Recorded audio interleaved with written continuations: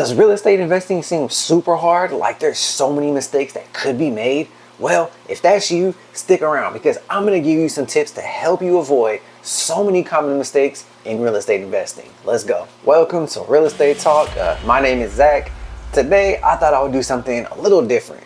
Today, I'm going to walk through and show you the steps that I go through when looking at investment property to hopefully help you guys avoid common mistakes in real estate investing. The goal by the end of this video is for you to make smarter investment decisions. So let's get started. I know that real estate investing, it can be a challenging process. It seems like there's so many moving parts, there's so many things to do, a lot of people to talk to, a lot of research to do, but it's not that complicated. Sure, there's a lot of steps and there's a good process to go through, but once you know it, once you watch this video and I explain to you the tips, it's going to help you out so much and make you way more confident. I'm going to show you guys the exact process and steps that I go through when I'm buying a property. So without further ado, let's get into tip number one. Research. This is where it all starts. It all starts with learning how to research, with learning what properties should I be going after.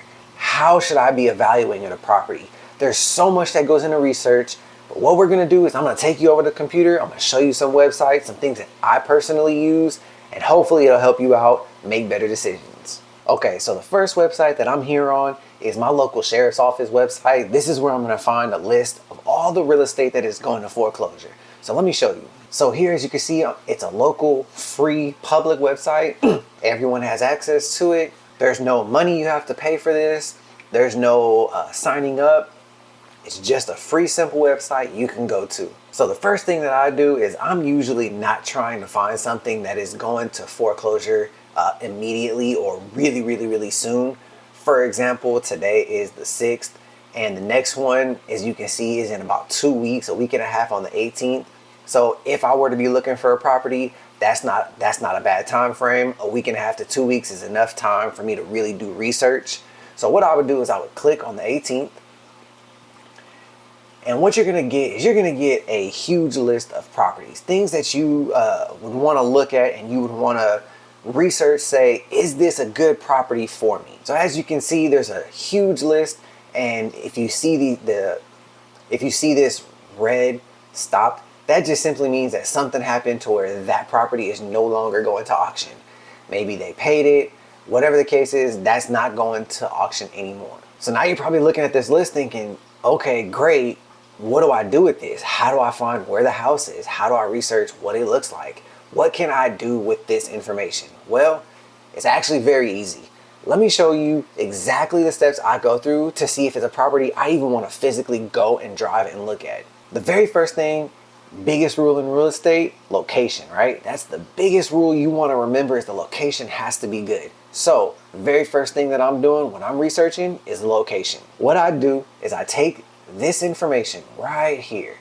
This tells me the subdivision that it's in. It tells me the lot number. It can tell you the exact house, everything about it that you need to know. So what I'm going to do is I'm going to take that information and I'm going to go into the assessor's office website. Let me show you that website now. So this is a simple website. It's going to give you all the information. It is public. It is a free website. So don't feel bad about thinking if you're snooping into someone's life. This is all public information. So let's run a quick example. Let me show you. So for example, this house right here, what I would do is I would click on it because I want to see all the information possible. First thing that I'm going to do is I'm going to look at this property description right here. Woodlawn Estates, second filing, lot 228. So I'm going to go back into that assessor's website and I'm going to go to the search. I'm going to search by subdivision because it's easier for me. Search it however you like. I like searching it by subdivision. And in the subdivision name, I just simply type Woodlawn, and it was Woodlawn Estates. I confirm that here.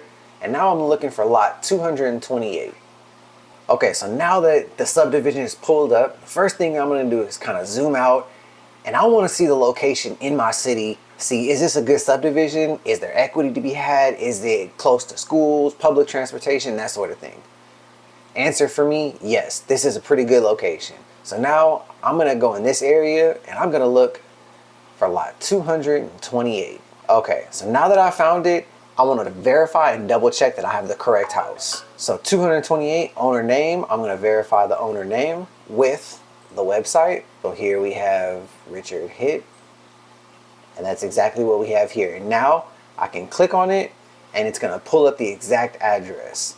It's gonna pull up the exact house, give me an aerial overview, and from here I can hit more to see more information. I can get the exact subdivision, all that. What I would do from this point is go into the local MLS, see if there's any past listings about this house, see if I can get pictures, see if I can get an idea of layout of the house. And then the next thing I'm gonna do is try to get a good estimated value of this house fully renovated. If this house seems like it could be a good option, then what I'll do is I'll go out and I'll say, okay, this is a house now that I'm gonna go physically look at. Another thing that I would do is I would take that address and I'd go right in here to the taxes. I would see, does that owner own any taxes outside of maybe the current year? If the current year still needs to be paid, no problem. You can pay that, or they can pay that, not a problem. Usually a lot of time the sheriff will pay that though. Once I've done my research here on the computer, then I can take the houses that I've narrowed down, houses that I don't like, I don't even go see. The ones that I do like, I'll go out, I'll look at the properties, and I'll evaluate condition. See, the biggest thing in all this research is you want to avoid mistakes. You want to plan thoroughly and do your due diligence. You want to research the market trends, property values, and the rental demand in your area. All of this is going to be the deciding factors on if I even go look at a property. If it doesn't look good on paper, I don't care what the property looks like in person. If I can't make money, if it doesn't rent and cash flow, there's no use of going even to look at it. That leads right into tip number 2. Let's say you found a house and you're good and you like it and you want to go potentially buy this house. You want to plan your finances before you even go and buy this house. One of the biggest mistakes is not properly calculating exactly how much you need for a property. You want to set a budget, calculate your expenses, and potentially also factor in unexpected costs. I usually set aside 5 to 10% depending on the cost of the property, depending on how high end of a house it is.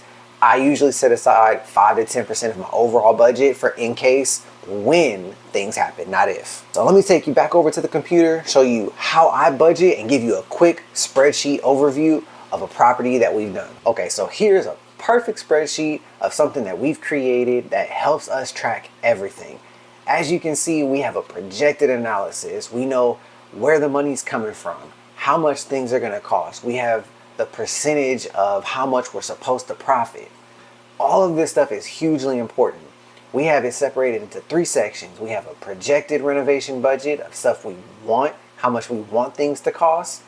We have an actual renovation budget, things where we go under and over budget. As you can see, this is a project that is currently underway, so it's not fully filled in. And you can also see an actual analysis of what actually has happened once this project is finished. We'll actually enter the information compared to our projected. Also, we have an expense tracker.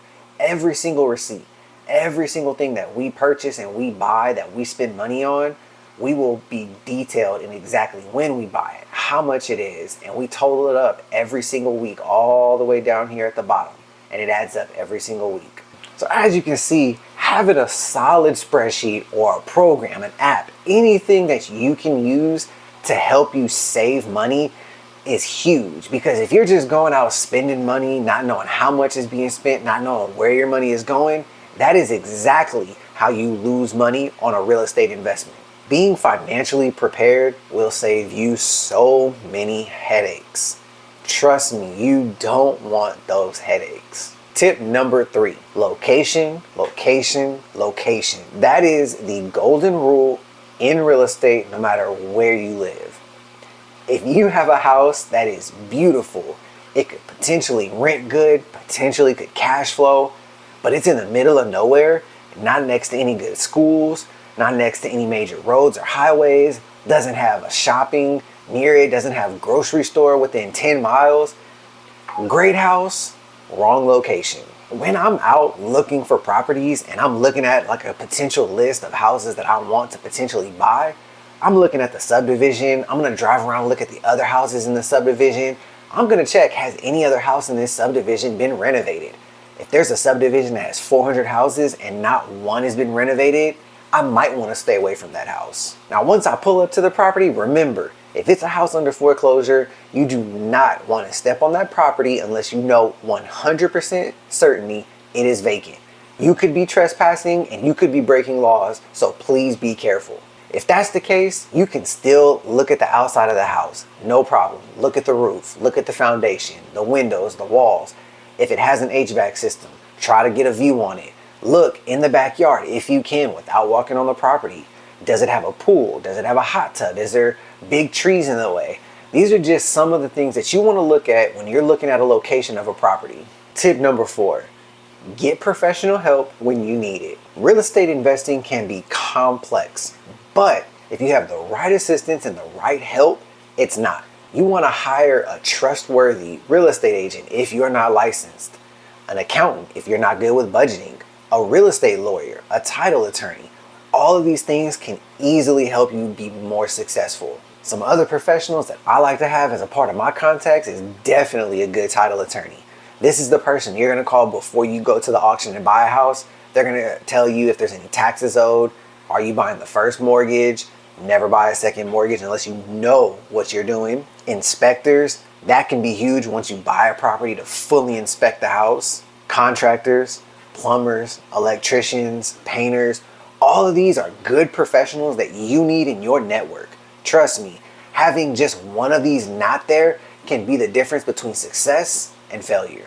Tip number 5. Through all of this, don't forget your simple rule of due diligence. Remember, before you seal any deal, whether it's through MLS, through an off-market deal, or if you're going to the auction, before you buy it, make sure you've done all the due diligence possible. You want to go through the first 4 steps and fully check everything you can about that house. The more information that you have, the better. Remember, knowledge is power. But did you know that there's so much more about buying a property than this video can hold? Go ahead and click this video right here to find out more.